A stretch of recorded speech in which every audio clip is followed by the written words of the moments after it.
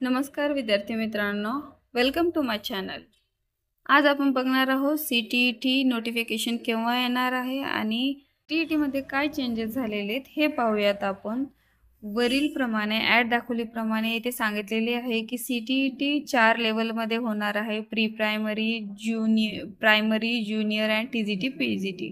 पण मित्रांनो, याची सत्यता अजून काहीही माहिती नाहीये, कारण CTETच्या ऑफिशियल वेबसाईट वरती याचा काही उल्लेख केलेला नाहीये।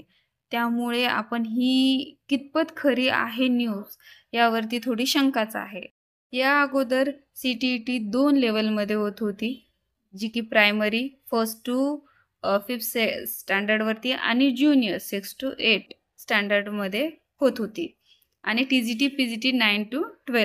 सध्या CTET एक्झाममध्ये काही चेंजेस झालेले नाहीयेत आणि जरी चेंजेस झाले तरी मित्रांनो आपल्याला लगेच वेबसाईटवरती सांगितल्या जाईल।